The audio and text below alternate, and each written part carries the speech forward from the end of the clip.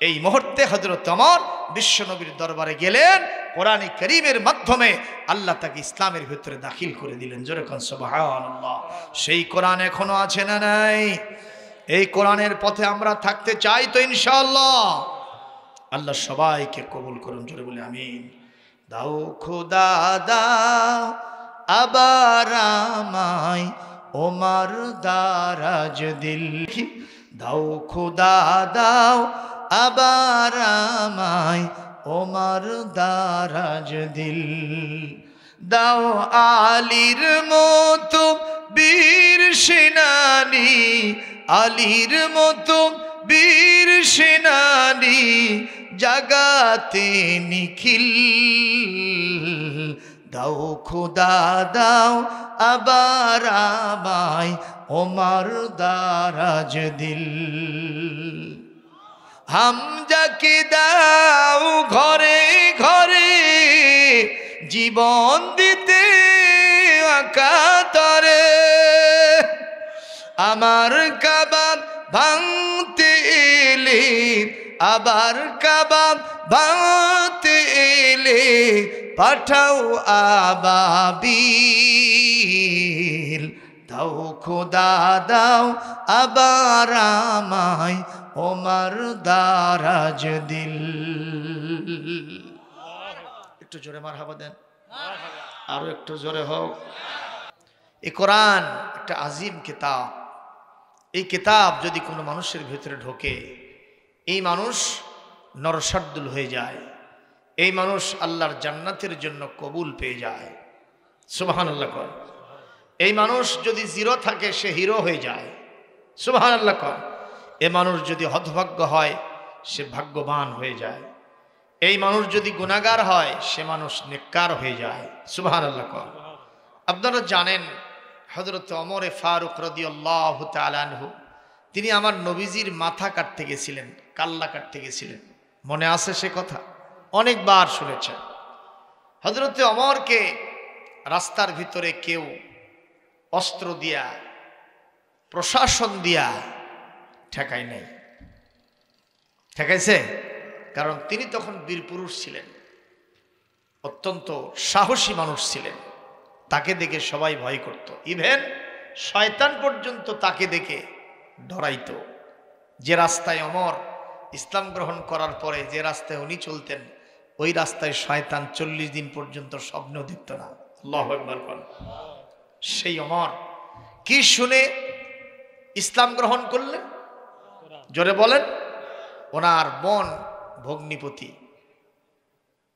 দুইজনে মিলে মজা করে রাসূল আকরাম সাল্লাল্লাহু আলাইহি ওয়াসাল্লামের নিয়োগ করা প্রতিনিধি শিক্ষক হযরতে খাব্বাব বিন আরেত রাদিয়াল্লাহু তাআলা আনহুর মুখে কোরআন তেলাওয়াত শুনতেছিলেন। তো রাস্তার ভিতরে নঈম বিন আব্দুল্লাহর সাথে দেখা হয়েছিল, নতুন মুসলমান। জিজ্ঞেস করলো, ওমর কই যাচ্ছ? হযরত ওমর বলেন, আমি মুহাম্মাদের দফা রফা করতে যাচ্ছি, রাস্তা ছেড়ে দাও। উনি বলেন, না, যেতে পারবা না, তোমার সে শক্তি নাই। বলে, ওইসব মুহাম্মদ আমার কাছে কিছুই না, কচু কাটা করে দেব।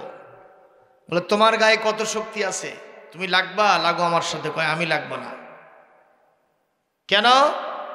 আমি এই মুহূর্তে শুনে আসলাম নবীজি বললেন, একজন নবীর গায়ে জান্নাতি 40 জন যুবকের শক্তি সংরক্ষিত থাকে। জোরে বলেন সুবহানাল্লাহ। জান্নাতের একজন যুবকের কাছে শত শত মানুষ ফেল হয়ে যাবে। সেখানে আমার নবীর গায়ে এত শক্তি, আর তুমি তাকে মারতে যাচ্ছ, পারবা না। রাস্তার মোড় পরিবর্তন করো। হযরত ওমর বলেন, আমি কখনোই রাস্তার মোড় পরিবর্তন করব না, আমি মুহাম্মদকে মারবই, বিনিময়ে 100টা লাল উট মরুভূমির জাহাজ কামাই করব। এক পর্যায়ে হযরত ওমর কিছুতেই যখন মানে না, নঈম বিন আব্দুল্লাহ তখন বলে, তোমার গায়ে কত শক্তি আছে, আমি একটু পরীক্ষা করে দেখব। বলে, সেটা কি? বলে, আমি তোমার সাথে রেস প্রতিযোগিতা দেব একটা বকরির বাচ্চার সাথে। যখন কিসের বাচ্চা? ছাগল ছানা। এর সাথে তোমার প্রতিযোগিতা দেব, যদি তুমি পারো তাহলে আমি সার্টিফিকেট দেব, নবীর মাথা কাটতে পারবা। আর যদি তুমি ফেল করো, বকরির বাচ্চা যদি ফার্স্ট হয়ে যায় আর তুমি যদি লাস্ট হও, আমি উল্টা সার্টিফিকেট দেব, নবীর মাথা কাটতে পারবে না, বরং তোমার জাহালতের মাথা নবীর কদম মোবারকে দিয়ে আসতে হবে। হযরত ওমর বাহ্যিক চিন্তা করলেন, আমি একটা বীর পুরুষ মানুষ, তোমার মাথায় কিছু আছে, ছাগল ছানার সাথে তুমি আমার প্রতিযোগিতা দিতে চাও, একটু বেশি কিছুর সাথে দিবা, বা তুমি লাগবা বা অন্য 10-5 জন লোক আসবে। ওমরের চেহারাটা লম্বা চড়া হতে পারে, টল ফিগার হতে পারে, সাহস থাকতে পারে, কিন্তু বকরির বাচ্চা কি জিনিস সেটা ওমর তো বোঝে না। আমরা বুঝি কিনা?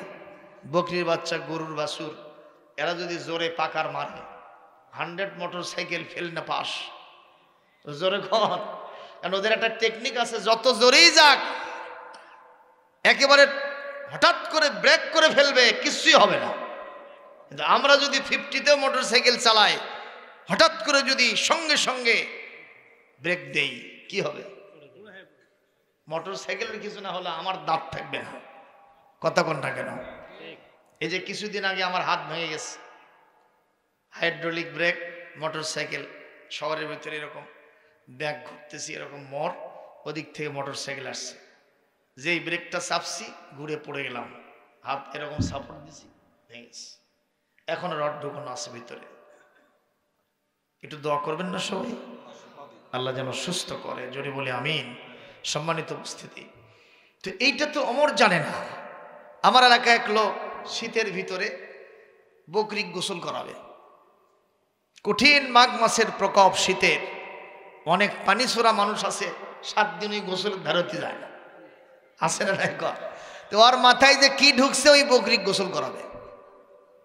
টানতে টানতে বকরিকে নিয়ে যাচ্ছে পুকুরের পাড়ের দিকে, বকরি পিছন দিকে টানে, ওর সামনের দিকে টানে, টানতে টানতে পাড়ে গেছে, যখন নিয়ে গেছে এত জোরে টান মারছে, রশি ছিনা বকরি গেছে বাড়িতে, বকরিওয়ালা পানিতে। এরকম হয় না? হয় না? জোরে কর। তো সেই বকরির সাথে হযরত ওমরকে দিয়েছে প্রতিযোগিতা। ওমর বলতেছে, এই ছোট জিনিসের সাথে আমাকে দিলে?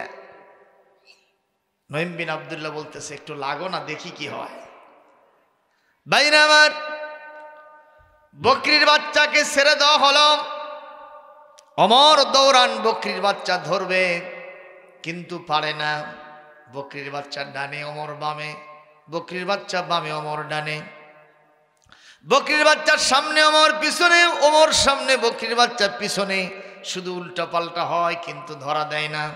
লক্ষ্যবস্তুর কাছ থেকে আবার যখন রিটার্ন করতেছে, হযরত ওমর দেখলেন বকরির বাচ্চা এখন আজেজ, দুর্বল হয়ে গেছে।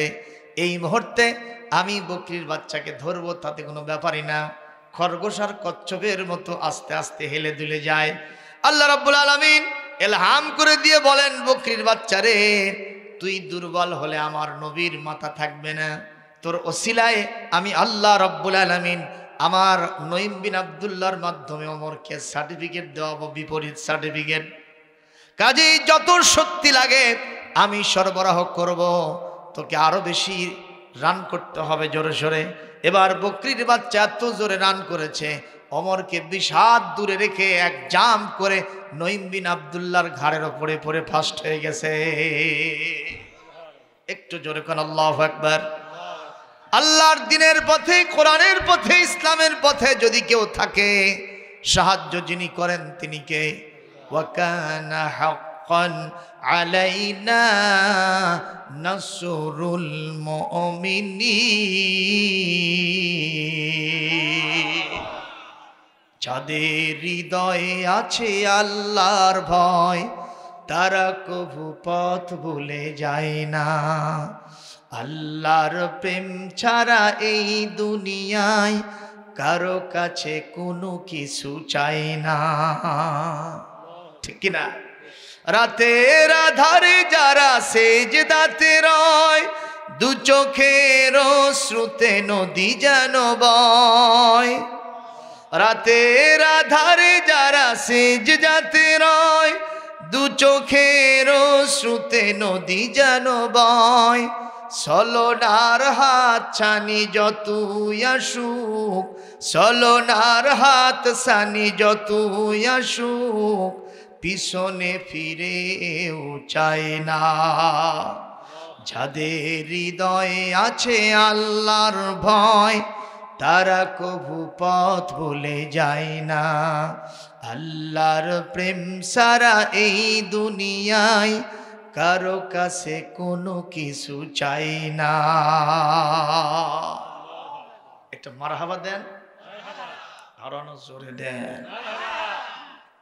বিরক্ত হচ্ছেন নাকি? চলবে আলোচনা? বাইরে আমার নঈম বিন আব্দুল্লাহ সার্টিফিকেট লিখতেছেন, ওমর যতই শক্তি তোমার গায়ে থাক পারবা না, বিশ্বনবী বিজয়ী হবে, তুমি পরাজিত হবা। ওমর বলতেছে আমি একটু অন্যমনস্ক ছিলাম, যার কারণে বকরির বাচ্চা ছাগল ছানা ফার্স্ট হইছে। আমি এগিন চান্স আর একটা বার রেস প্রতিযোগিতা চাই।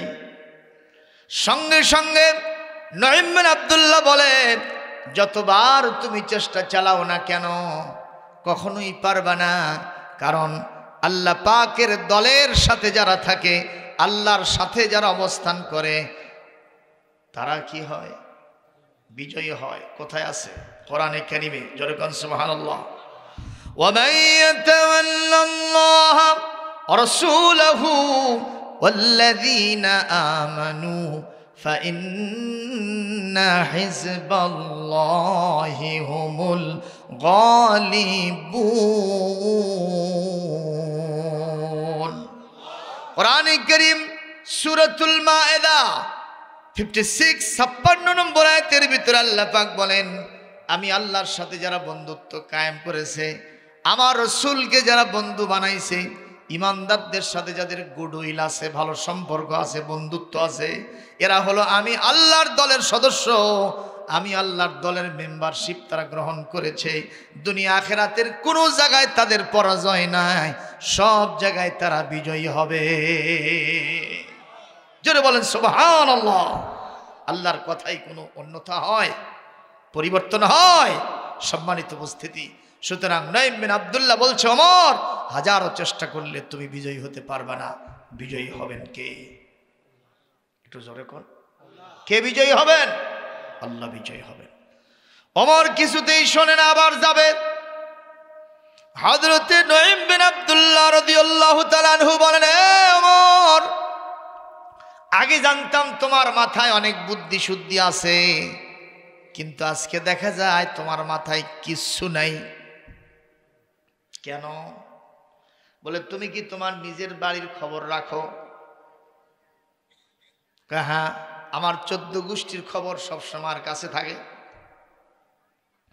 খবর নাই তোমার? কি হয়েছে বলো? এই যে দেখো, তোমার বোনের বাড়ি ভগ্নিপতি সাইদ আর বোন ফাতেমা রাদিয়াল্লাহু তাআলা আনহুমা, তারা দুইজন এই মুহূর্তে বাড়িতে গিয়ে দেখো বিশ্বনবীর নিযুক্ত করা মুআল্লিম শিক্ষকের কাছে মজা করে কোরআন পড়তেছে। জোরে কোন সুবহানাল্লাহ। ওমর যেন আকাশ থেকে পড়ে গেলেন, পায়ের তলা থেকে যেন মাটি খসে যেতেছিল। উনি চিন্তা করলেন, তাহলে আমি আগে বোন আর ভগ্নিপতির দফারফা করি। রাস্তার মন পরিবর্তন করে চলে গেছে বোনের বাড়িতে, ঠিকই ভেতর থেকে গুনগুন করে কোরআনের সাউন্ড চলে আসতেছে। সুবহানাল্লাহ। কোরআনের সাউন্ড ভালো না খারাপ? কোরআন তেলাওয়াতের আওয়াজ। আগে আমাদের বিভিন্ন বাড়িতে সকালবেলা, বিকেলবেলা, রাতের বেলায় কোনো বাসার পাশে দিয়ে যখন আমরা যাইতাম, তখন আমাদের কানে কানে কোরআনের তেলাওয়াতের সুর ভেসে আসতো। একটু জোরে কোন, ঠিক না বেঠিক? কোনো গ্রামে যদি হাফিজিয়া মাদ্রাসা থাকে, সেই গ্রামে এখনো সেই সিলসিলা জারি আছে না নাই? একটু জোরে কোন, আছে না নাই? এজন্য বলবো, হাফিজিয়া মাদ্রাসা বন্ধ করবেন না, ঘৃণা করবেন না। ছোট্ট ছোট্ট বাল বাচ্চারা, ওরা আপনার কাছে একটু ধান নেওয়ার জন্য বস্তা নিয়ে যায়, যায় কি যায় না? আমি অনেক মুরব্বীকে দেখছি, হাব্ব জুব্বাওয়ালা, টুপিওয়ালা, সে বলতে থাকে, এই বস্তা নিয়ে আচ্ছ, তোর বাপ কি কামাই করে থুয়ে গেছিল? এই কলিজার ধন সন্তান এই চোখ রাঙ্গানি দেখে দু চোখের পানি ছেড়ে দিয়ে মাদ্রাসায় এসে হুজুরকে বলে, হুজুর আর জীবনে যাব না, আমার জন্য যাই না, এই মাদ্রাসার জন্য আপনার নির্দেশ পালনের জন্য গেছি। আর আমাকে এইরকম করে চোখ রাঙায়া ধমকের সুরে কথা বলেছে। আমি না হয় গরিব মানুষের ছেলে হলাম, আমার বাপ তো এখানে ভিক্ষা করার জন্য পাঠাই নাই, কেন এটা করলাম, আর জীবনে সেখানে যাব না। আমার আল্লাহ বলেন, এই ধনী মানুষ, বড়লোক মানুষ, ধান জমিওয়ালা মানুষ, জমিদার মানুষ, ধানওয়ালা মানুষ, তোর এই ধন সম্পদ তোর হাতের ময়লা আজ আছে, কাল নাই। কথা বলেন ঠিক না বেঠিক? আমি যেহেতু তোরে ধনী বানাইছিলাম, আজকে যেহেতু আমার মাদ্রাসা কোরআনের প্রতিষ্ঠান, আর নিষ্পাপ কলিজার ধন শিশু সন্তানের কলবে সালিম, তার ফ্রেশ হার্টটাকে কষ্ট দিয়েছিস, চোখের পানি ঝরাইছিস, এই দুনিয়াতে বেঁচে থাকতেই তোর বেটারা সব ধন সম্পদ শেষ করে দেবে, লাঠির বাড়ি দিয়ে তোকে শেষ করে কবরে দেবে। জোরে করে এরকম ইতিহাস আছে না নাই? এজন্য আমি বলবো, কোরআনকে, কোরআনের মাদ্রাসাকে আমরা কখনো খারাপ দেখব না। জোরে কোন আমিন, একটু জোরে বলেন না আল্লাহুম্মা আমিন। ও মুসলমান, ইমাম আজম আবু হানিফা রাহমাতুল্লাহ আলাইহির নাম শুনছেন নাকি? শুনছেন? উনি বড় ইমাম না ছোট ইমাম? আমার ভাই যাবে, আমরা তাকে বিদায় দিলাম, আল্লাহ পাক তাকে কবুল করুন। জোরে বলি আমিন। আমার ভাইরা, ইমাম আজম আবু হানিফা রাহমাতুল্লাহ আলাইহি হানাফি মাযহাবের শ্রেষ্ঠ ইমাম। জোরে বলেন আল্লাহু আকবার। উনি হজ করতে গেছেন, ওনার সাথে চলে গেছে ওনার শাগিরাত, প্রথম নম্বর ছাত্র, ফার্স্ট ছাত্র, 1 নম্বর ছাত্র, ওনার নাম আব্দুল্লাহ বিন মুবারক রাহিমাহুল্লাহ। কি কষ্ট হচ্ছে আপনাদের? ওনার 1 নম্বর ছাত্রের নাম কি? আব্দুল্লাহ বিন মুবারক। কথা বলেন না কেন? 1 নম্বর ছাত্রের নাম কি? আব্দুল্লাহ বিন মুবারক রাহমাতুল্লাহ আলাইহি। হজ করতে গেছেন কোথায়? সৌদি আরবে, মক্কা শরীফে। যাওয়ার পরে কাবা শরীফের সামনে উনি আস্তে করে হারাম শরীফের ভিতরে এরকম মাথার নিচে হাত দিয়া একটু তন্দ্রায় গেছেন। হঠাৎ করে ঘুমের ভিতরে স্বপ্নে দেখতেছেন 2 জন ফেরেশতা আসছে। কয়জন ভাই? একটু জোরে বলেন। মানুষ রূপী ফেরেশতা এসে একজন আরেকজনকে জিজ্ঞেস করছে, এই এবছর কতজন লোক হজ করলো? আরেকজন জিজ্ঞাসিত ফেরেশতা বলছে, এবছর হজ করেছে 6 লক্ষ লোক। যেরকম কত? 6 লক্ষ লোক। তো বলছে, আবার জিজ্ঞেস করতেছে, 6 লক্ষ লোকের ভিতরে কতজন লোকের হজ কবুল হয়েছে? জিজ্ঞেস করতেছে। তা আরেক ফেরেশতা বলতেছে, দেখো 6 লক্ষ লোকের ভিতরে 1 জন লোকের হজ কবুল হয়েছে, যে লোক এখনো হজ করতেই আসেনি তার হজ কবুল হয়েছে। একটু জোরে আল্লাহু আকবার বলবেন না? কয়জনের কবুল হয়েছে? একটু জোরে কোন? তিনি এখনো আসেন নাই। তো এইরকম কথা যখন উনি শুনতেছিলেন, ওনার ভিতরটা খুবই গরম হয়ে গেছে। উনি মাথায় চিন্তা অনুভব করলেন, ডিসহার্টেড হয়ে গেলেন। আশ্চর্য কথা, এত লক্ষ টাকা, হাজার হাজার টাকা খরচ করে হজ করতে আসলাম, 6 লক্ষের ভিতরে একজনেরও কবুল হয়নি, মানে আমিও তো নাই। কথা কয় না কেন? কান টাটলে কি আসে? মাথা আসে। সুতরাং আমিও নাই। এটা আবার কেমন কথা হলো? উনি যখন চিন্তিত, জিজ্ঞেস করলেন, তাহলে আমার কি হবে? আমার কি হবে? কি আরো এরকম কসুর হলো, ভুল ত্রুটি হলো, যার কারণে আমার হজ কবুল হলো না? কি আমি করছি? কি এমন ভুল আমার ত্রুটি হয়ে গেল? কি শর্ত সারায়াত আমি মানতে পারলাম না? এক পর্যায়ে এই ফেরেশতা জিজ্ঞেস করছে, এই 6 লক্ষ লোকের তখন অবস্থাটা কি হবে? তাড়াতাড়ি কও। ওই জিজ্ঞাসিত ফেরেশতা বলছে, টেনশনের কারণ নাই, যেই লোক এখনো হজ করতে আসে নাই, ওই 1 লোকের হজ কবুল হয়েছে, তার ওসিলায় 6 লক্ষ হাজির হজ আল্লাহ কবুল করে নিয়েছে। একটু জোরে কোন আল্লাহু আকবার। তিনি স্বপ্নের ভিতরে জিজ্ঞেস করলেন, যেই লোক আসে নাই তার নাম কি? বলে, তার নাম হলো ওই সিরিয়াতে তার বাড়ি, দামেস্কের কেন্দ্রীয় জামে মসজিদের পাশে একটা মহল্লায় তার বাড়ি। তার নাম হলো আলী ইবনে মুওয়াফফাক, আলী ইবনে মুওয়াফফাক। আর পেশায় এই লোকটা হলো মুসি। একটু জোরে কোন কি? মুসিরা কি করে? রসগোল্লা বানায়। কি করে? জুতো সেলাই করে। এই জন্য তিনি চিন্তা করলেন একজন মুসি মানুষ, সবচাইতে দিনহীন এবং নিম্নমানের মানুষ হজ করতে আসলো না, অথচ তার হজটা কবুল হয়ে গেল। তার ওসিলায় এই 600 কি বলে 6 লক্ষের হজ কবুল হয়ে গেল। নিঃসন্দেহে আমার মনের কিউরিসিটি, আগ্রহ, আকাঙ্ক্ষা, আমি সেই লোকটার সাথে দেখা করব, অবশ্যই দেখা করব। কে সেই লোক? অবশ্যই আমার সেখানে যেতে হবে। উনি নিশানা নিয়ে আস্তে করে হজের ময়দান থেকে সিরিয়াতে ফিরে গেলেন। যাওয়ার পরে দামেস্কের কেন্দ্রীয় মসজিদ থেকে রাস্তা ধরলেন। যাইতে যাইতে ওই মহল্লার ভেতরে পৌঁছে গেছেন। যে দেখেন একটা লোক বাড়ির ভিতরে ঢুকে পড়ল। তিনি পিছনে পিছনে গিয়ে দরজায় নক দিলেন। লোকটা বাড়ির ভেতর থেকে বের হয়ে আসে, বলল, আপনি কে? মান আনতা, আপনি কে? বলে, আনা আব্দুল্লাহ বিন মুবারক, আমি হলাম আব্দুল্লাহ বিন মুবারক। মিন আইনা যেতা?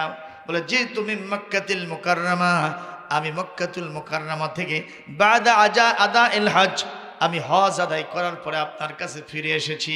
লিমাজা মাদা তুরিদু মিন্নি, কেন আসছেন? কি আপনি আমার কাছে চান? উনি বলছেন, কিছুই চাই না। বলেন তো আপনার নামটা কি? বলে, আমার নাম হলো আলী, বাপের নাম মুওয়াফফাক। এই বাড়িটা কার? বলে, আমার।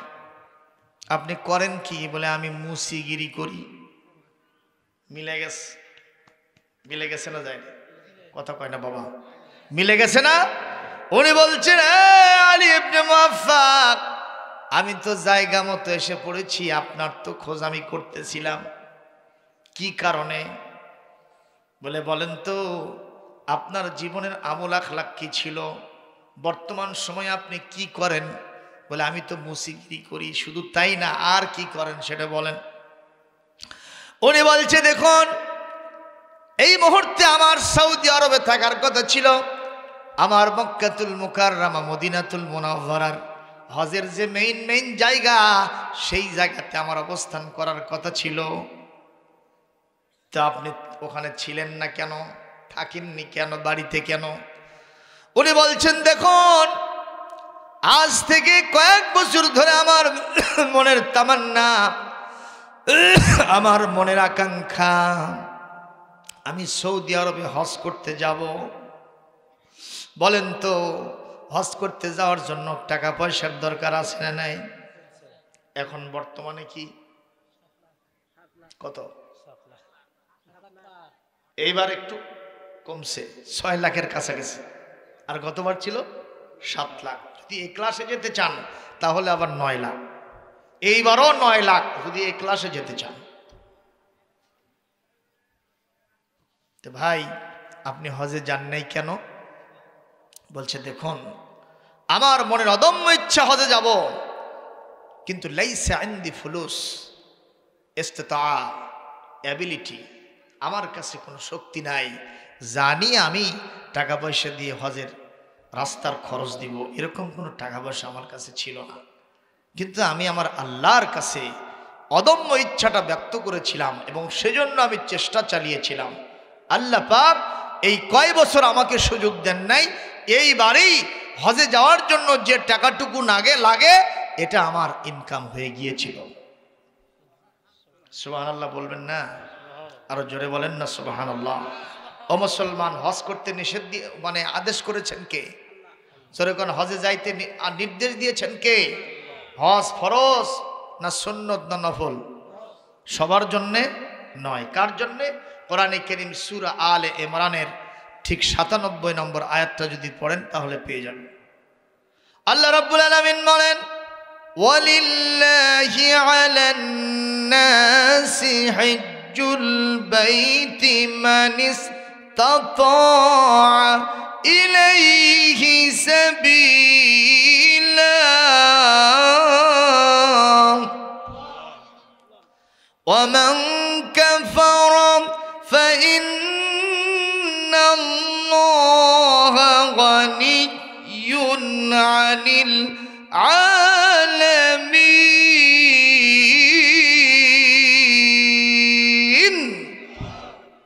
আরো একটু জোরে হবে না? আরো একটু জোরে হয় না? আরো একটু জোরে হয় না? আল্লাহ পাক বলছেন প্রত্যেকটি মানুষের জন্য উচিত, যাদের অ্যাবিলিটি আছে, সামর্থ্য আছে, শারীরিক সামর্থ্য, পাশাপাশি রাস্তার খরচ, হজ করতে যাবে, ফিরে আসা পর্যন্ত বাড়ির লোকেরা অন্তত মানুষের কাছে খাওয়া পড়ার জন্য হাত পাতবে না, এরকম টাকা পয়সা যদি কারো থাকে, তার জন্য হজ ফরজ করেছেন কে? আরো জোরে কোন কে? সম্মানিত উপস্থিতি, এখন এই হজ যদি আমরা কেউ করে থাকি, আমরা জীবনে কোনোদিন গরিব হব না। সুবহানাল্লাহ। কোন আল্লাহ পাক বলেন, হজের এই বিধানটা যদি কেউ স্বীকার করে, পৃথিবীর মানুষেরা যেন জেনে রাখে, আমি আল্লাহ পাক গোটা পৃথিবীতে যারাই বসবাস করে তাদের চাইতে সবচেয়ে বেশি ধনী। যেরকম সুবহানাল্লাহ। তার মানে এই কথার ভিতরে সুর বেজে উঠেছে, আল্লাহর কাছে যদি মন থেকে কেউ চায়, আল্লাহ তার জন্য হজের ব্যবস্থা করে দেয়। আমাদের কি যাওয়ার ইচ্ছা আছে? আছে? দেখি কার কার আছে, হাত তোলেন তো দেখি। এই দেখছেন হাতগুলো উঠতেছে এরকম এরকম, তাই কি হবি? আমার 1 বিঘে জমিও নাই, একটু আলু লাগাবো সে টাকা পয়সাও নাই, আর আমি হজে যাব, এটা কেমনে সম্ভব? বলেন তো, আপনার আমার মালিক কে? ওই কাবার মালিক কে? তাহলে একটু ইচ্ছা ব্যক্ত করেন আল্লাহর কাছে। লিল্লাহে তাকবীর, লিল্লাহে তাকবীর। আল কোরআনের আলো সারা দুনিয়ায় জালো, কোরআন সুন্নাহ যেখানে, আলেম ওলামা যেখানে, আল্লাহ রসুল যেখানে, শয়তান আছে যেখানে, শয়তানের কালো হাত নারে তাকবীর। আলহামদুলিল্লাহ। জোরে কম। আল্লাহ যেন আমাদের সবাইকে হজ করার তৌফিক দান করেন।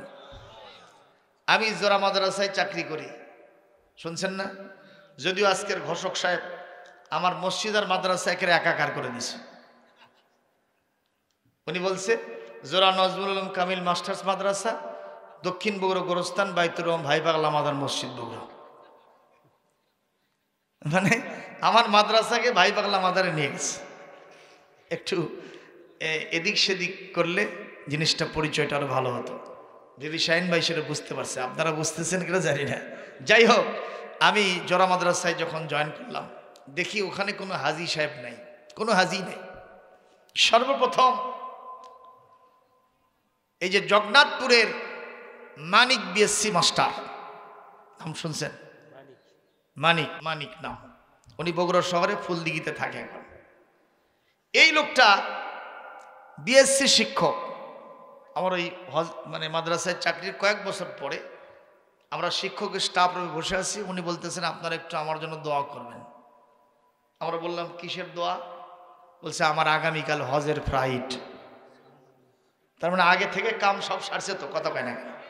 এমনি কি আজকে কালকে ফ্লাইট হবে কারো?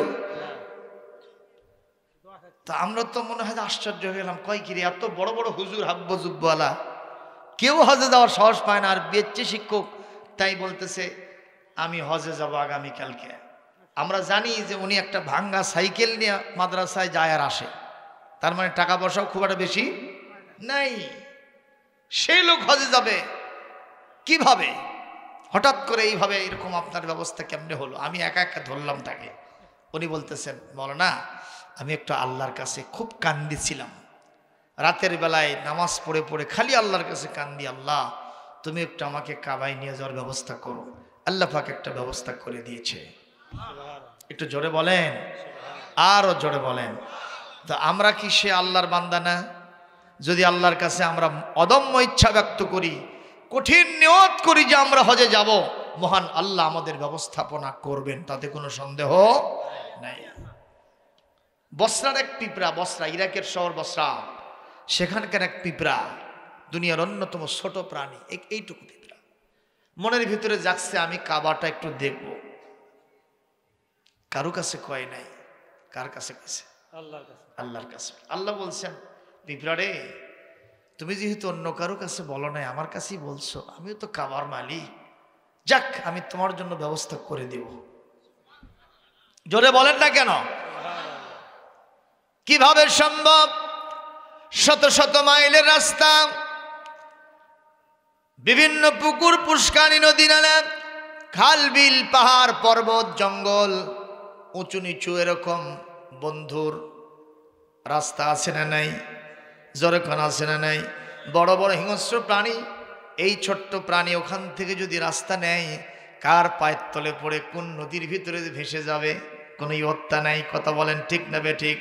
আল্লাহ পাক বলেন, হে পিঁপড়া, তুমি যেহেতু আমার কাছে চাইছো, আর আমি আল্লাহর একটা নির্দেশনা হলো, ওয়াকালা রাব্বুকুম উদউনি আস্তাজিব লাকুম ইন্নাল্লাযীনা ইস্তাকবিরুনা আন ইবাদাতি সায়াদখুলুনা জাহান্নামা দাখিরিন।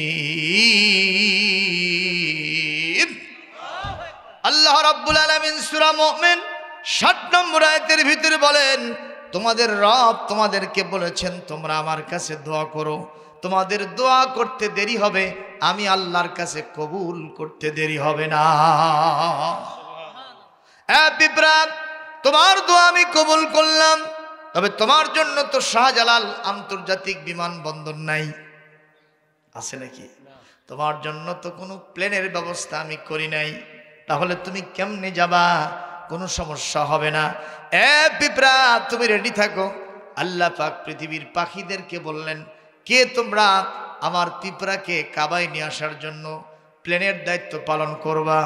এই পৃথিবীর হামামা একটা কবুতর, সে বলল, লাব্বাইক ওয়া সাদাইক ইয়া রাব্বাল আলামিন, আমি রেডি আছি, আমি তার জন্য প্লেনের ব্যবস্থা নিজেই আমি হয়ে যাব। সুবহানাল্লাহ। আল্লাহ পাক বলেন, কবুতর, তুমি গিয়া ওই পিঁপড়ার কাছে পড়ে যাও। পৃথিবীর ছোট প্রাণী পিঁপড়াকে ইলহাম করে দিয়ে বললেন, পিঁপড়া দেরি করো না, তাড়াতাড়ি তুমি কবুতরের পাটা চেপে ধরো। দুনিয়ার অন্যতম ছোট প্রাণী মহান আল্লাহর কাছে চাওয়ার কারণে ওই কি বলে কবুতরের পাটা আস্তে করে চেপে ধরেছে, আর কবুতর একটা উড়াল দিয়ে গিয়ে আল্লাহর কাবায় পড়েছে। দুনিয়ার ছোট প্রাণী আল্লাহর কাছে চাওয়ার কারণে, মহান আল্লাহর কবুলিয়তের কারণে মহান কাবাটা দেখে নিজের জীবন ধন্য করে নিল। একটু বলেন তো, সে আল্লাহ এখনো আছেন না নাই? আরো জোরে কোন আছেন না নাই? মুসলমান, কাবায় কেন যাবেন? কাবার ভিতরে বরকত আছে না নাই? ইন্না আউওয়ালা বাইতিন বুযিআ লিন-নাসি লাল্লাযী বিবাক্কাতা মুবারাকাও ওয়া হুদাল লিল আলামিন। আল্লাহ পাক বলেন, পৃথিবীর সর্বপ্রথম এবং শ্রেষ্ঠ ঘর আমার কাবা ঘর মানুষের জন্য তৈরি করা হয়েছে। সুবহানাল্লাহ। কোন এটা হুদা, এই ঘরে যারা যাবে তারা হেদায়েত পেয়ে যাবে। একটু জোরে কন্যা সুবহানাল্লাহ। হুদাও কি বলে? রহমাতান। আল্লাহ পাক বলেন এখানে মুবারাকান, বরকত আছে। ওই কাবায় যদি কেউ যায় আল্লাহ তাকে বরকত দিয়ে মালামাল করে দেন। আর হুদাল্লিল আলামিন, গোটা বিশ্ববাসীর জন্য আমার কাবায় যাওয়াও সারা, গোটা বিশ্ববাসী একটা পথ পাওয়া সারা।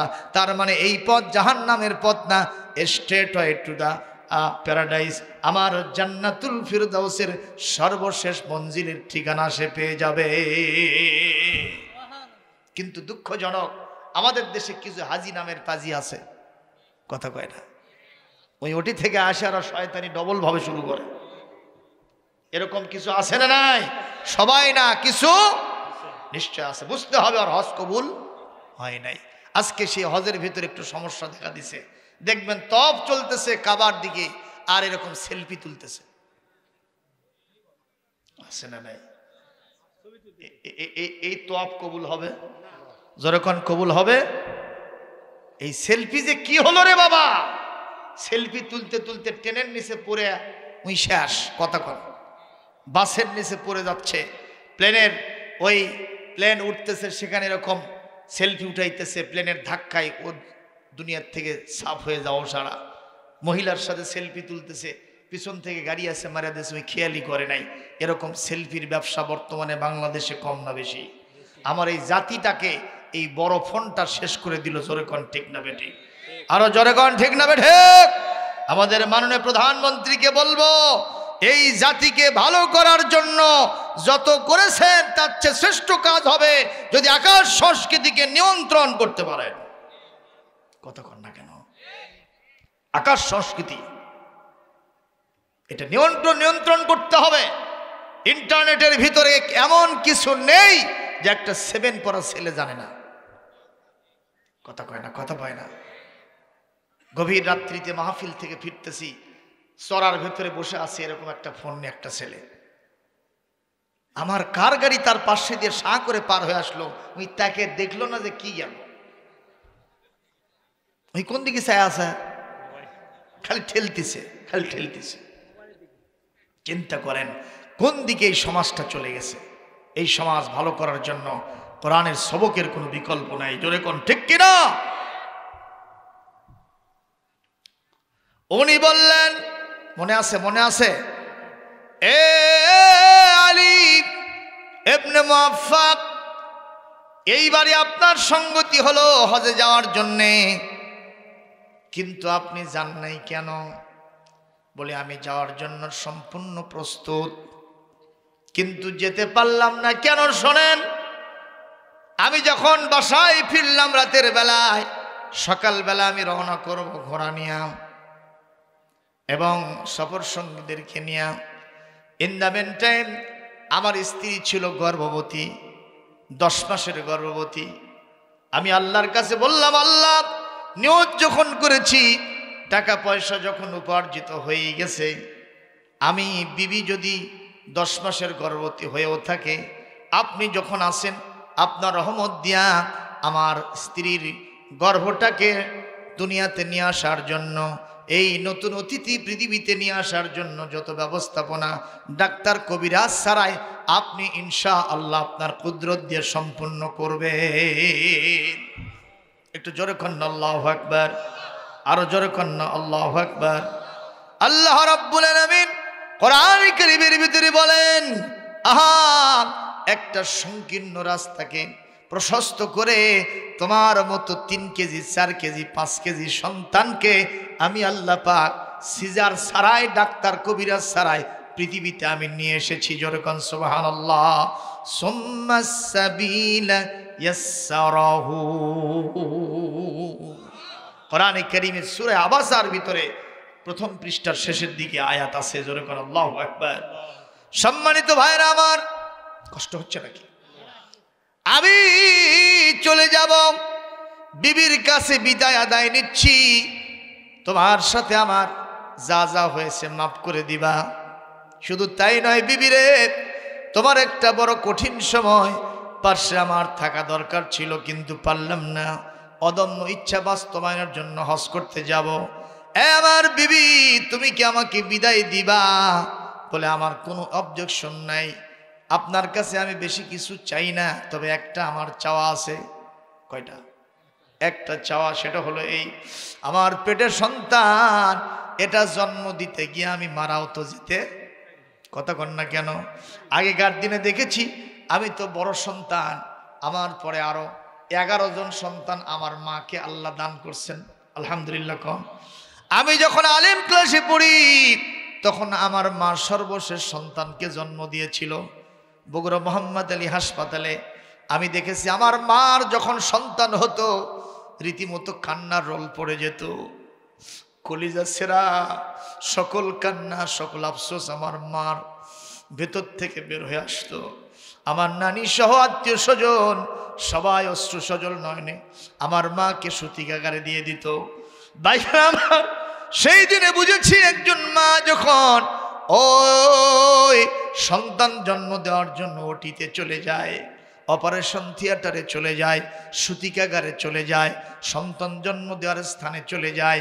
এই মুহূর্তে এমন কিছু অভিব্যক্তি নিজের মুখ থেকে বের করে সবাই কান্না করে স্বামীকে বলে, আমি সব কিছু রেখে যাচ্ছি, সংসার থাকলো, চাবি থাকলো, তুমি আমার জন্য দোয়া করো, আমি না জানি সন্তান জন্ম দিতে গিয়ে জমিন থেকে বিদায় হয়ে যেতে পারি। জোরে বলুন কথা ঠিক কিনা?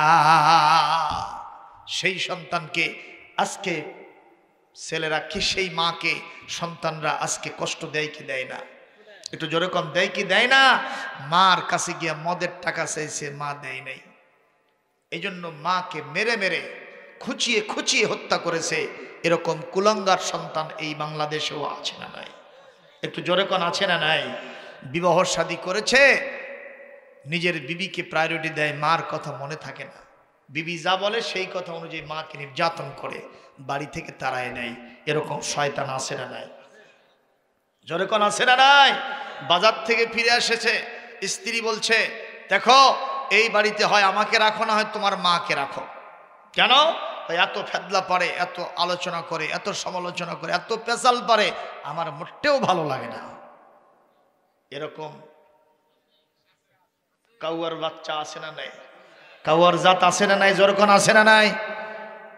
ভাইরা আমার, বিবির কথা শুনে ছেলেটাকে বলতেছে, বাবা আসো তো। আব্বা কেন? বলে ভাড়াটা ধরো, তোমার মাকে, তোমার দাদিকে আর আমার মাকে ওই জঙ্গলের মধ্যে ফেলে দিয়ে আসবো। কোথায় ফেলে দেবে? জঙ্গলের মধ্যে। তো এই ছেলেটার দাদি হচ্ছে তো অসুস্থ মানুষ, তাকে ধরে এই ভাউরার উপরে উঠাইছে, অনেক কষ্ট করে অনেক দূরে মাকে ফেলে দিয়ে আসছে। মা শুধু কান্দে আর বলে, বাবা আমাকে এখানে কি শিয়াল কুকুরের খোরাক বানায় রেখে গেলে? আমি কি এখানে বাঘ সিংহের, হিংস্র প্রাণী পোকামাকড়ের খোরাক হব? ও বাবা, আমি তোর কাছে ভাতও চাই না, কাপড়ও চাই না, আমি তোর বাড়ি তো আমাদেরই করা, তারপরেও বলছি ওই বাড়ির ছাঁচে পড়ে থাকবো, আমি তোর কাছে কিচ্ছু চাবো না। বাবারে আমাকে এখানে রেখে যাস না বাবা। ও কিছুতেই শুনলো না। যখন ফিরতেছে, ছোট্ট ছেলেটা বলতেছে, আব্বা একটা কথা বলবো।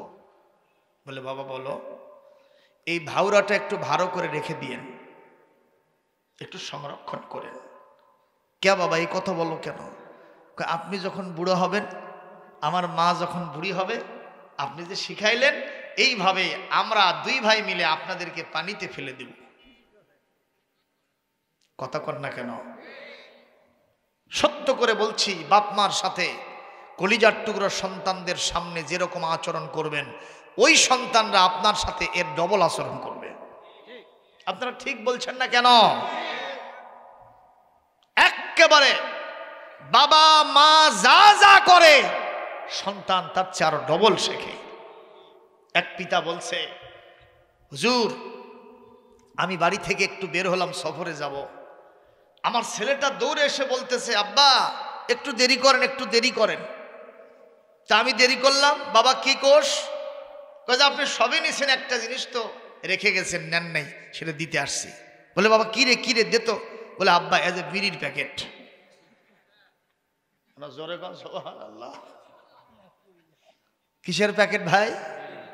কয় হুজুর আমার কলিজা খালি ফাটে গেল। ফাটে কে? তুই তো ওটি জব হওয়া দরকার। কথা কন না কেন? কারণ বেটা শিখছে সারাটা জীবন এই বাপ আমাকে দিয়ে আগুন পোয়াইলেছে।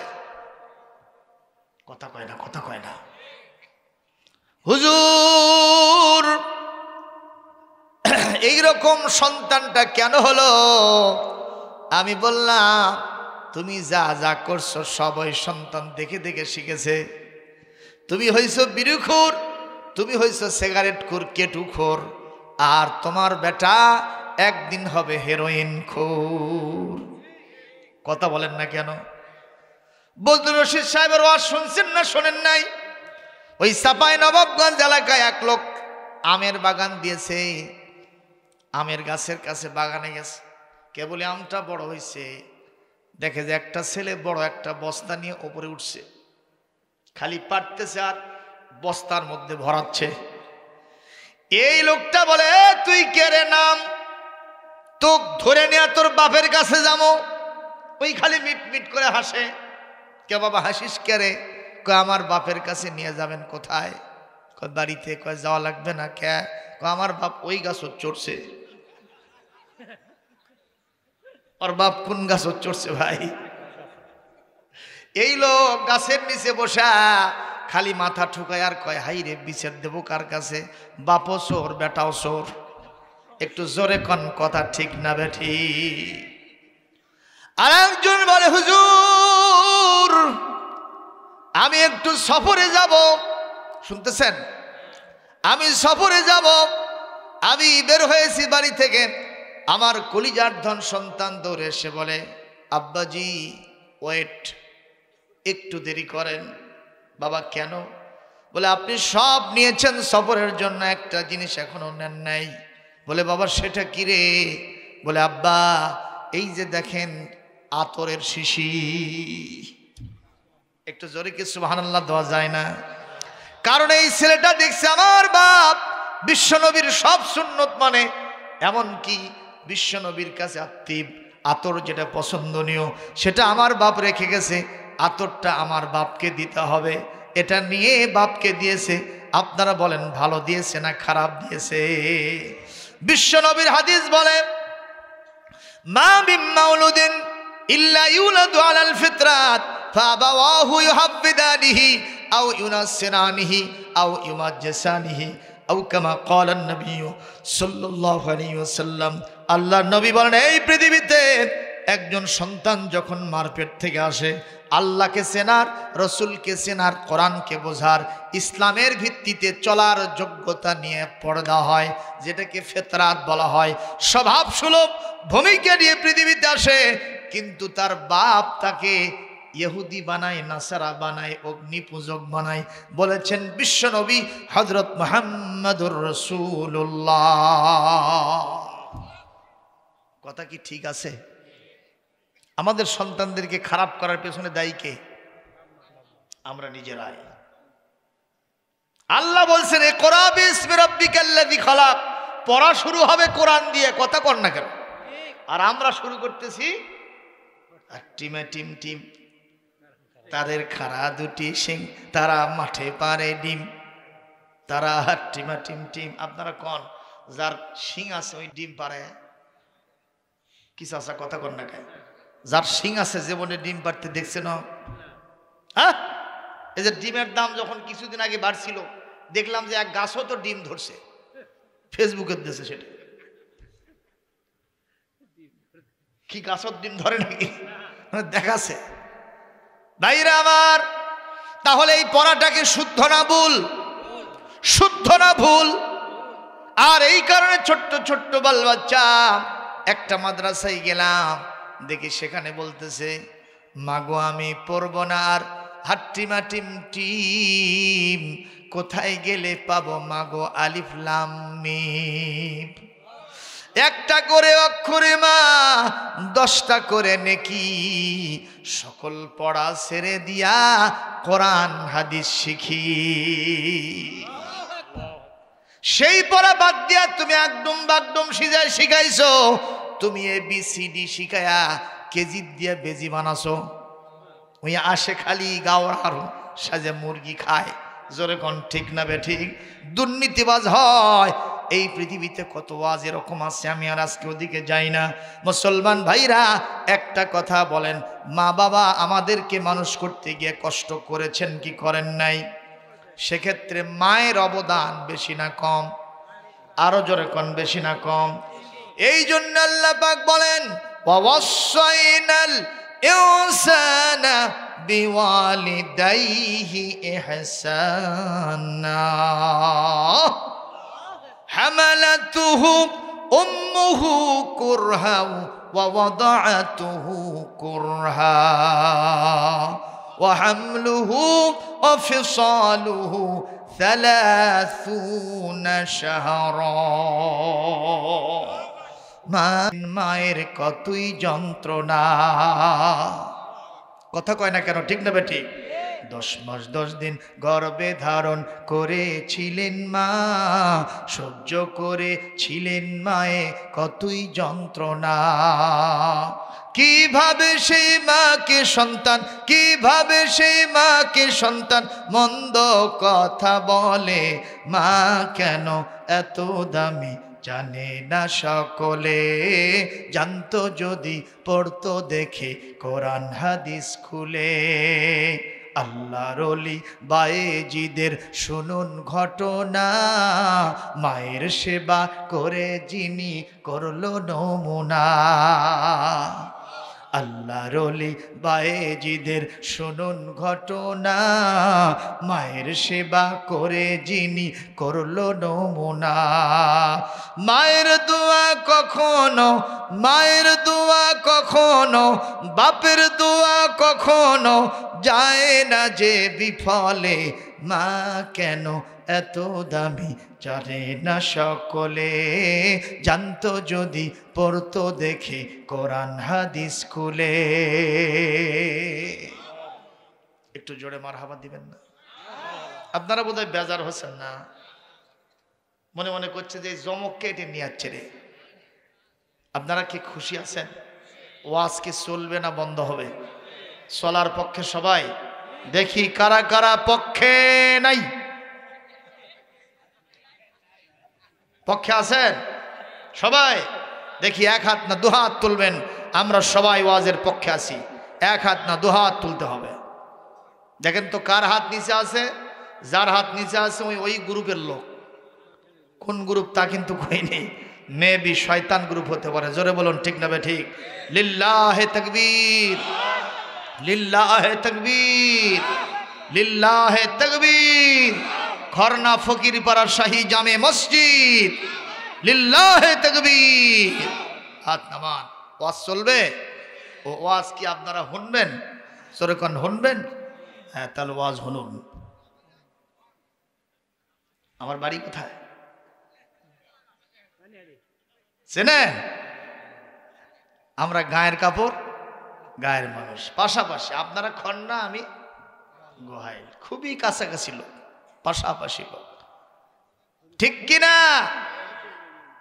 কাজী আমি তো ওই কুমিল্লা থেকে ওয়াজ করতে আসি না রে বাবা। বগুড়ার এক বক্তা কুমিল্লা ওয়াজ করতে গেছে। তো কুমিল্লার লোকেরা কয়, হুজুর একটু বগুড়ার ভাষায় কথা কন্ত। তো বগুড়ার বক্তা বলতেছে, এই মিয়া, বগুড়ার ভাষা বললে আপনারা কেউ বুঝবেন না। কয় হুজুর একই দেশ, কন কি কইয়া দেখেন খালি। তো বগুড়ার বক্তা বলতেছে, আপনারা কান পাতেন। তখন উনি বলতেছে, এই তুই আলু তে আলু অক্কেলি আলু, এরকম একটা ভাষা আমাদের দেশে আছে নাকি? তুই আলু তে আলু অক্কেলি আলু, এই কথা বলাও সারা, ওরা হা করাও সারা। ওরা বলতেছে, বাবা এগুলো কি কথা রে? বলছে, আপনারা কি বুঝলেন? বলে, হুজুর উত্তরাঞ্চল বগুড়ায় নেই, খুব আলুর আবাদ হয়, সম্ভবত আলুর কারবার হয়েছে। এটা কি আসলে আলুর কারবার? এটা কিসের কারবার? এটা আসা যাওয়ার কারবার। জোরে কোন ঠিক না ঠিক? তো আমি তার ওই জায়গা থেকে আসি নাই। আমি যা যা বলতেছি এই ভাষা কি আপনারা বুঝতে পারতেছেন? বলেন আলহামদুলিল্লাহ। বাইরামান, এই মুহূর্তে আমি চলে যাচ্ছি।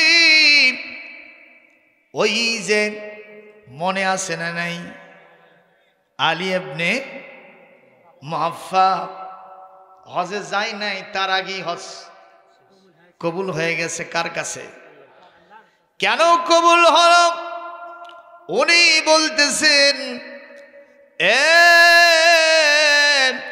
আব্দুল্লাহ বিন মুবারক, ইমাম আবু হানিফার 1 নম্বর ছাত্র, আপনি জেনে রাখেন, আমি হজ করতে যাইতে পারি নাই।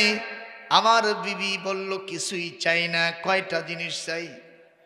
একটা, আমার পেটের সন্তান আছে, আমি জন্ম দিতে গিয়া না জানি মারাও যেতে পারি। আমার মনের ভিতরে একটা ইচ্ছা জাগছে, আমি একটু গোশত দিয়ে ভাত খাবো। আপনি আমার এই চাহিদাটা পূরণ করে হজ করতে যান, আমার অবজেকশন নাই। উনি বলছেন, হুজুর আমি চিন্তা করলাম আমি এই গচ্ছিত গাট্টির পয়সাটা খরচ করে যদি আমি তাকে গোশত খাওয়াতে যাই তাহলে হজের পয়সা আমার যা দরকার সেটা আমার হবে না, কথা কন।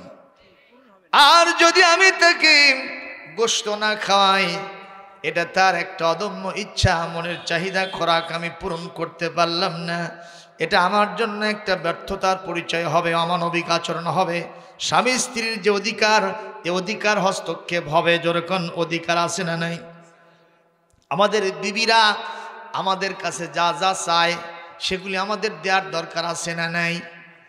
তাই বলে আবার কোনো বিবি যদি কয় আমার জন্য একটা পাতলা কাপড় আনো, একটা আটো সাটো আনো, যা দিয়া শরীর দেখা যাবে, এরকম যদি চাহিদা দেয় এইটা কি পূরণ করা যাবে?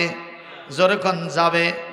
স্বামী স্ত্রীর অধিকার সমান, কিন্তু স্ত্রীর ওপরে স্বামীকে এক গুণ মর্যাদা যিনি বাড়িয়ে দিয়েছেন তিনি কে? কোরআনে কারীম সূরাতুল বাকারা 228 নম্বর আয়াত তেলাওয়াত দিব জোরে, আল্লাহু আকবার বলেন।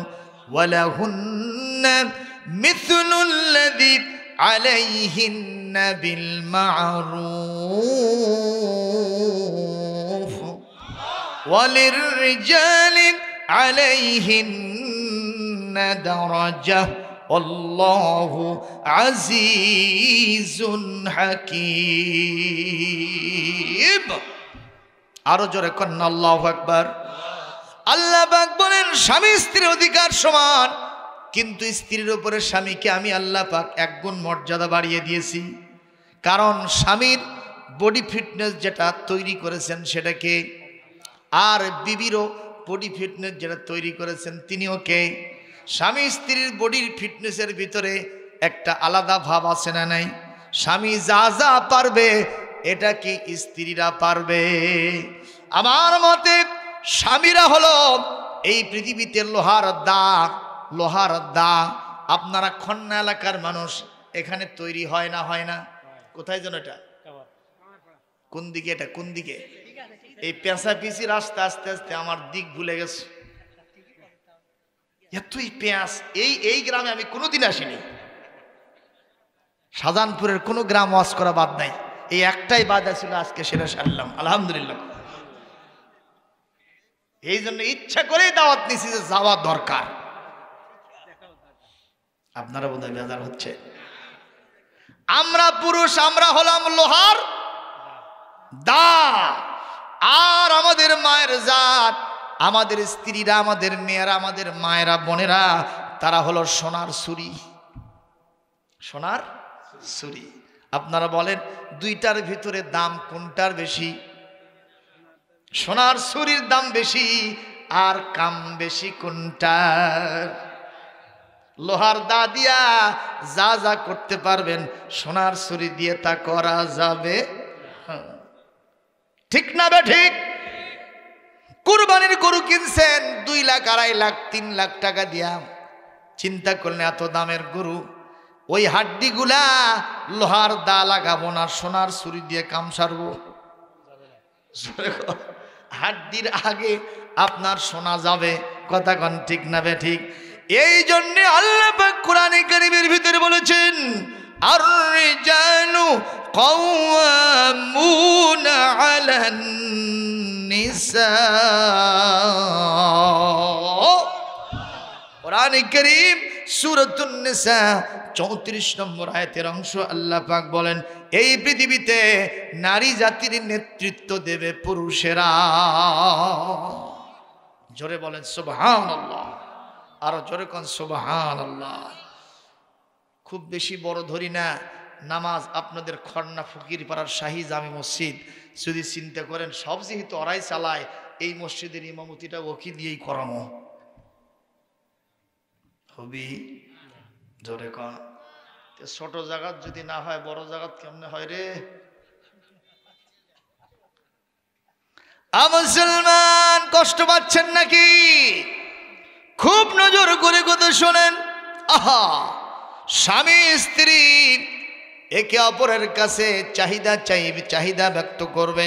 স্ত্রী যদি স্বামীর কাছে কিছু চায়, সন্তান সন্ততি যদি স্বামীর কাছে, গৃহস্বামী তাদের বাপের কাছে, পরিবারের প্রধানের কাছে যদি কিছু খানা দানা চায়, এই যে শীতকাল, বলেন তো নতুন কিছু শাকসবজি আসছে কি আসে নাই? কিন্তু দুঃখজনক এখন পর্যন্ত আমরা আলুতে হাত দিতে পারি? কথা কয় না। আমি আজকে রানীরহাট 2 কেজি কিনছি পুরানে আলু, তার আবার দাম হলো 70 টাকা কেজি। আমার ছাত্র দোকান দিয়ে বসে আছে রায়হান। আমি বললাম, বাবা রায়হান, তুমি 10টা টাকা কম লাও। কয়, হুজুর খাতির হবে অন্য জায়গা, আলুতে নাই। কতক্ষণ ঠিক না বেটি? 140 টাকা 2 কেজির বিনিময়ে গুনে নিছে। তাও করছে, হুজুর যদি নোট টাকা দেন তাহলে কিন্তু হবি না, খুচরো দিছি। এই যে ছেলেমেয়েরা আপনাদের আমাদের নতুন আলু খাওয়ার মতো তাদের একটা আশা হয় না? এই যে টমেটোটা নামছে, খাই রে বাবা, ধারে দিয়ে দেওয়া যায় না, খালি আগুন। কতক্ষণ? ও দেশের ভাই রে বল না কোথায় যাই রে, একটু শান্তি বলো কোথায় গিয়ে পাই রে। কথা কয় না।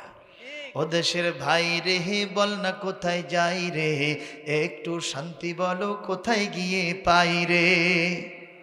কথা কয় না, কথা কয় না, কথা কয় না।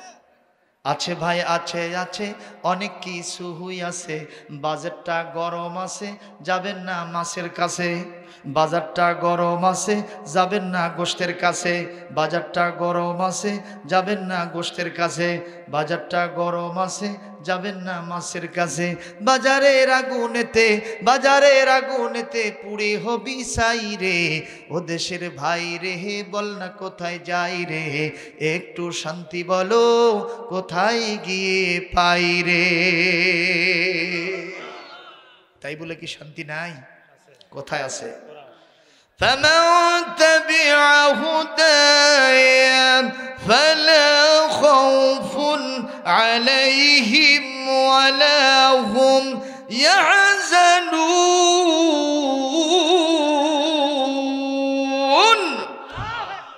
আরো জোরে আল্লাহ পাক বলেন, যারা আমার পাঠানো হেদায়েত কোরআনটা ঠিকমতো মেনে চলবে, ব্যক্তি, পরিবার, সমাজ এবং রাষ্ট্রের সব জায়গায় তাদের জন্য দুনিয়া আখিরাতে ভয়ও নাই, চিন্তাও নাই, শুধু শান্তি আর শান্তি।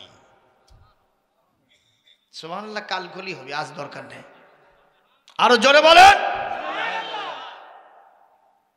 ভাইরা আমার,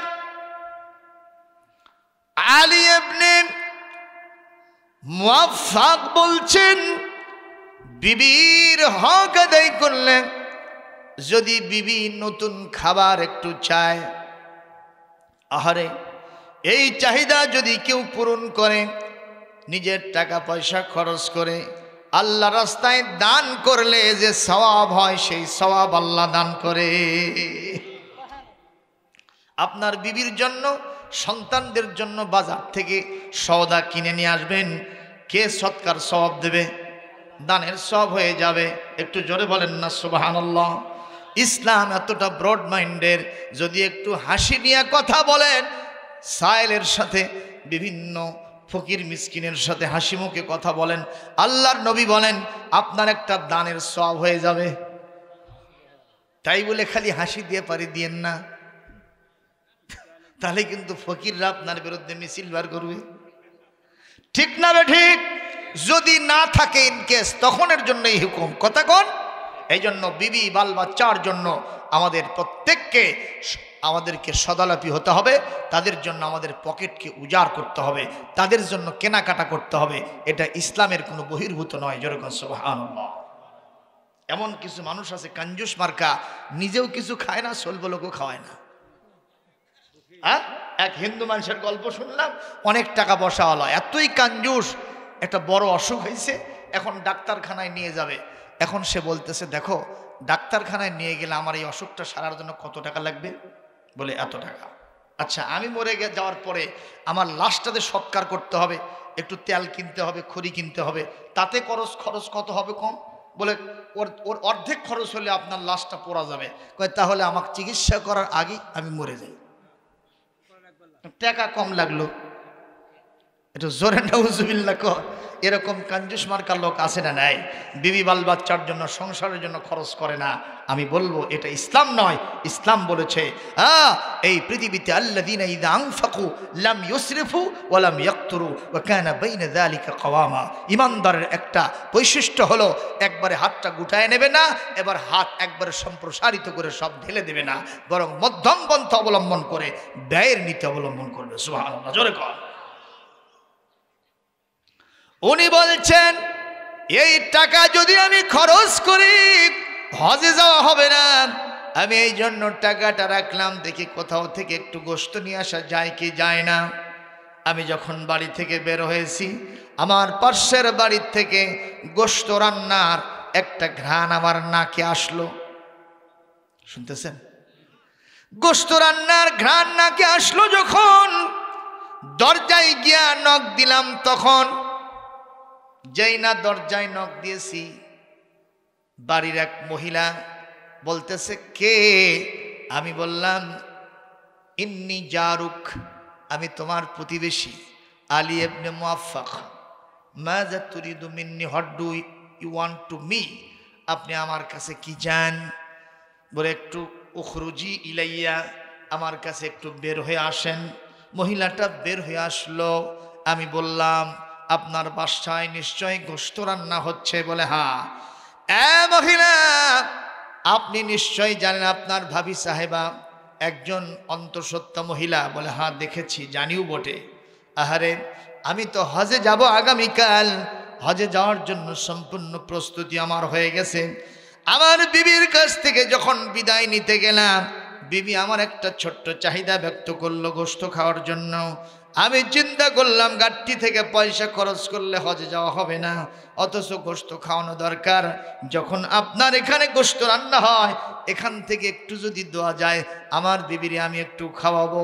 এই কথা বলাও সারা, মহিলার চোখ থেকে দরদর করে পানি পড়াও সারা। মহিলা বলতেছে হুজুর যতই বলেন এই গোশত আমি আপনাকে দিব না, দেব না, দেব না। বলে কেন দেবেন না? বলে এই গোশত যদি আমার জন্য জায়েজ হয়, আমার সন্তানদের জন্য জায়েজ হয়, আপনার জন্য, আপনার বিবির জন্য না জায়েজ হবে, এটা খাওয়া হারাম হবে। বলে কেন কেন? বলে আপনি তো জানেন আজ থেকে কয়েক বছর আগে আমার স্বামী দুনিয়া থেকে বিদায় হয়ে গেছে। আমার একপাল সন্তান সন্ততি এতিম এতিমা, এদেরকে নিয়ে আমি দিন আনি দিন খাই, যা কামাই রোজগার করি সেইটা দিয়ে ওদেরকে চালাই। আমার সন্তানেরা গত এক সপ্তাহ যাবত আমার কাছে বায়না ধরেছে একটু গরুর গোশত খাবে। আমি তো চাল ডাল তরি তরকারি জোগাড় করতে পারি না, আমার এতিম সন্তানদের জন্য আমি গোশত কিভাবে নিয়ে আসব? আমি অনেক দিন ধরে গোশত নেওয়ার জন্য চেষ্টা করি কিন্তু পাই না। কিন্তু আজকে দেখলাম ওই সরার ভিতরে, ময়দানের ভিতরে একটা মরা গরু পড়ে আছে। আমি সেই মরা গরুর গোশত কেটে নিয়ে এসে পাতিলের ভিতরে রান্না করতেছি। আমার সন্তানেরা খুশিতে বাগবাগ হয়ে যাচ্ছে, ওই মরা গরুর গোশত খাবে। আলী ইবনে মুআফফাক হুজুর, আমি আমার এতিম সন্তানদেরকে মরা গরুর গোশত যদি খাওয়া, এটা আমার জন্য, আমার সন্তানদের জন্য জায়েজ হবে। কিন্তু আপনি হজে যাচ্ছেন আপনার মতো একজন সম্পদশালী মানুষের জন্য, এই গোশত খাওয়া কখনো জায়েজ হবে না। ও আব্দুল্লাহ বিন মুবারক, এই কথা যখন ওই মহিলার মুখ থেকে আমি শুনতেছিলাম, আকাশটা যেন আমার মাথায় ভেঙে পড়ল, পায়ের তলা থেকে যেন আমার মাটি খসে যেতে থাকলো। আমি তখন নিজেকে আর ধরে রাখতে পারলাম না। আমি আল্লাহর কাছে বললাম, আল্লাহ, যেই টাকা পয়সা রোজগার করছি, আমি মক্কা মুকাররমায় হজ করতে যাব না, আমি এই টাকা দিয়া এই এতিম পরিবারকে পুনর্বাসন করব। এ আব্দুল্লাহ বিন মুবারক, আমি ওই টাকা দিয়ে আর হজে যাই নাই। ওই এতিম পরিবারের জন্য হাট করলাম, বাজার করলাম, তাদের জন্য গোশত কিনলাম, তাদের যা যা প্রয়োজন ছিল, হাওয়ায়ে যে আসলিয়া, ফান্ডামেন্টাল রাইট, মৌলিক চাহিদা, সংসার চালানোর জন্য যা যা দরকার আমি সব কিনে দিয়েছি। আর এই কারণে ওই হজের ময়দানে আমার যাওয়া হয় নাই। সঙ্গে সঙ্গে আব্দুল্লাহ বিন মুবারক বলেন, আমি সিজদায় পড়ে গিয়ে কাঁদলাম আর বললাম, আল্লাহ, মানব সেবা হলো সব চাইতে বড় হজ আর সেবা। লিল্লাহে তাকবীর, লিল্লাহে তাকবীর। লাইসাল বিররা আন তুওয়াল্লু وجوهكم قبل المشرق والمغرب ولكن البر من آمن بالله واليوم الآخر والملائكة والكتاب والنبيين وآتى المال على حبه ذوي القربى واليتامى والمساكين وابن السبيل।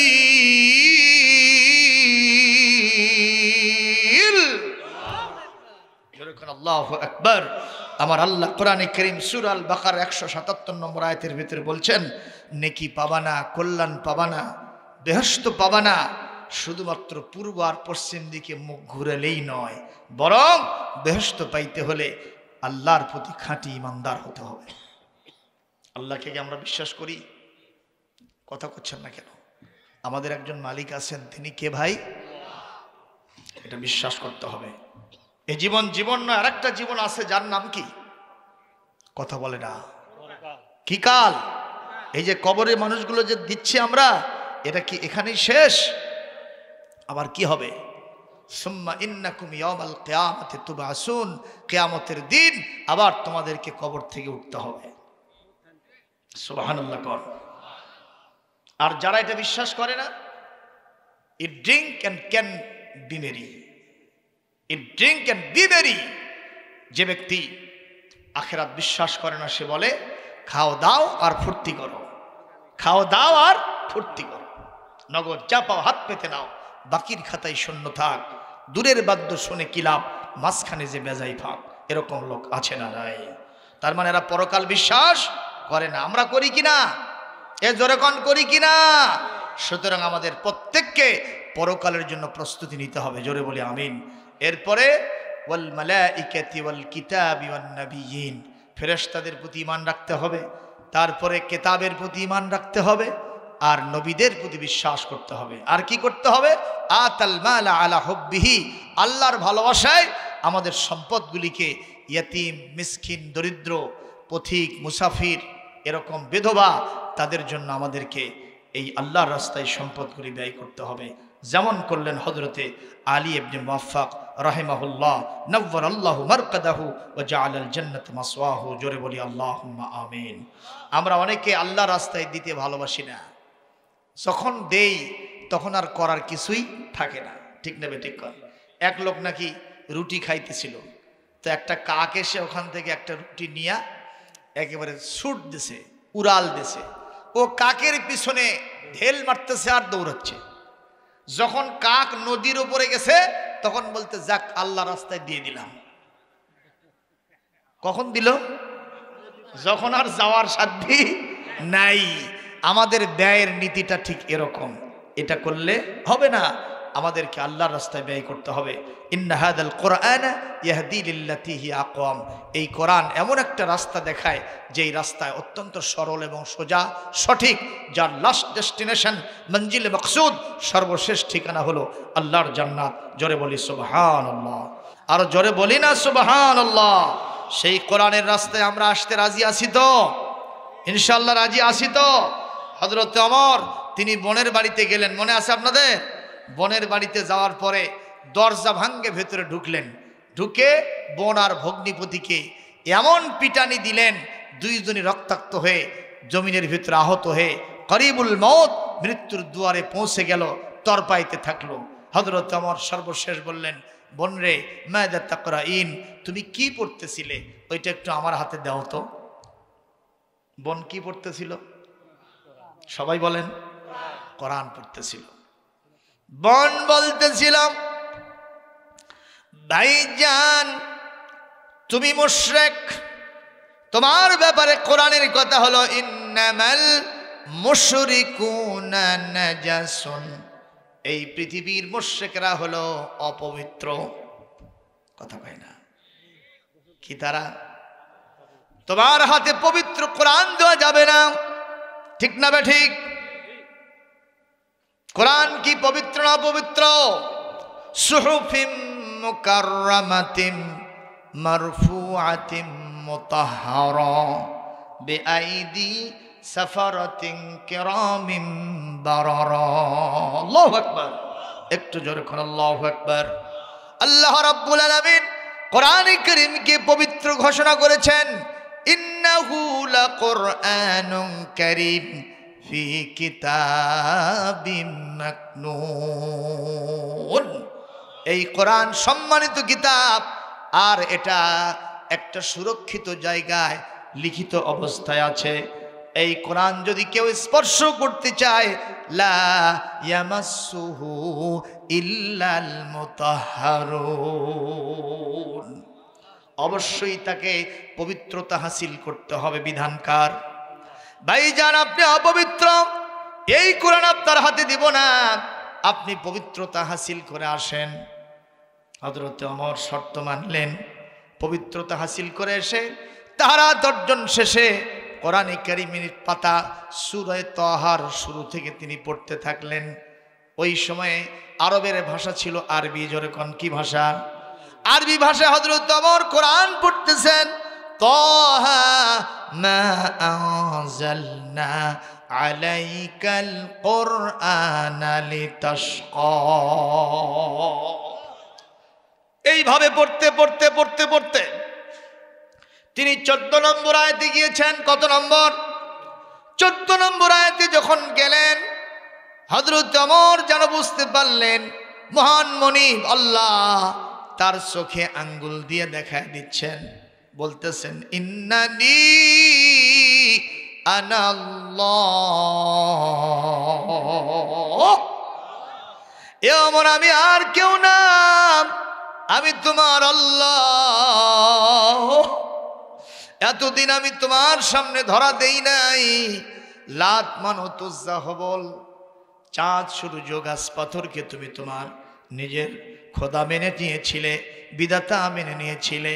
ওমর রে আমি আর কেউ না, কেউ না, আমি তোমার আল্লাহ পালনেওয়ালা, আমি তোমার সৃষ্টিকর্তা। নামটা কি? জোরে কর নামটা কি? আমি তোমার আল্লাহ, লা ইলাহা ইল্লা আনা, আমি ছাড়া তোমার কোনো ইলাহ নাই, মাবুদ নাই, আইনদাতা বিধানদাতা রিজিকদাতা নাই, সার্বভৌমত্বের মালিক নাই। যিনি আছেন আওয়াজ দিয়ে বলেন তিনি কে? সুতরাং এ ওমর আর পাগলামি করিস না, ইসলামের কাতার এখনো শূন্য আছে। আকিমিস সালাতা লিযিকরি, লা ইলাহা ইল্লা আনা ফা'বুদুনি, আমার দাসত্ব গোলামি তোরে করতে হবে। শুধু দাসত্ব করলেই হবে না, দাসত্বের উত্তম নমুনা হলো মসজিদে গিয়া আমার স্মরণে নামাজ আদায় করে নে। একটু জোরে বলেন না সুবহানাল্লাহ। হযরত ওমর তিনি বলতেছেন, যখন আমি আয়াতগুলি পড়লাম মনে হচ্ছিল যেন কোরআন আমার সিনার ভিতরে এক একটা বসে যাচ্ছে। আমার কোরআন ভিতরে, আমার সিনার ভিতরে কোরআন যেন বদ্ধমূল হচ্ছে। আমি আর নিজেকে ধরে রাখতে পারলাম না, আমি থরথর করে কাঁপতে থাকলাম, দরদর করে চোখ থেকে পানি পড়তে থাকলো। উনি বললেন, আমার বোন তোমারে মেরে আমি ভুল করেছি, ভগ্নিপতি তোমার গায়ে আঘাত করে আমি অবশ্যই নিজের জন্য ক্ষতি ডেকে নিয়ে এসেছি, আর মারবো না, আর তোমাদের বিরুদ্ধে চলবো না, ওই নবীর বিরুদ্ধেও যাব না। তরবারি আনছিলাম তার কল্লা কাটার জন্য, এখন ওই তরবারি তাদের বিরুদ্ধে চলবে যারা নবীর বিরুদ্ধে চলবে। জোরে কোন আল্লাহু আকবার। এই মুহূর্তে হযরত ওমর বিশ্ব নবীর দরবারে গেলেন, কোরআনে কারীমের মাধ্যমে আল্লাহ তাকে ইসলামের ভিতরে দাখিল করে দিলেন। জোরে কোন সুবহানাল্লাহ। সেই কোরআন এখনো আছে না নাই? এই কোরআনের পথে আমরা থাকতে চাই তো ইনশাআল্লাহ। আল্লাহ সবাইকে কবুল করুন, জোরে বলে আমিন। দাও খোদা দাও আবার আমায় ওমার দারাজ দিল, দাও খোদা দাও আবার আমায় ওমার দারাজ দিল, দাও আলীর মতো বীর সেনানি, আলীর মতো বীর সেনানি জাগাতে নিখিল, দাও খোদা দাও আবার আমায় ওমার দারাজ দিল, হামজাকে দাও ঘরে ঘরে জীবন দিতে আকাতরে, আমার কাবাব ভাঙতে এলে, আবার কাবাব ভাঙতে এলে পাঠাও আবাবিল, দাও খোদা দাও আবার আমায় ওমার দারাজ দিল। একটু জোরে মারহাবা দেন, আরো একটু জোরে হোক। আলহামদুলিল্লাহ রাব্বিল আলামিন ওয়াসসালাতু ওয়াসসালামু আলা রাসূলিহিল কারীম ওয়া আলা আলিহি ওয়া আসহাবিহি আজমাইন। রব্বানা যালামনা আনফুসানা ওয়া ইল্লাম তাগফির লানা ওয়া তারহামনা লানাকুনান্না মিনাল খাসিরিন। রব্বুল আলামিন খরনা ফকিরপাড়া যুব সম্প্রদায় কর্তৃক প্রচেষ্টার ফসল এই মসজিদ কমিটির উদ্যোগে আয়োজিত আজকের মাহফিল সন্ধ্যা থেকে শুরু হয়, রাত্রি এখন 12:15 পার হয়ে গেছে। হযরত উলামায়ে কেরাম কোরআন সুন্নাহর নিরিখে আলোচনা করেছেন। আমি গুনাহগার 2 ঘন্টার উপরে আলোচনা পেশ করেছি।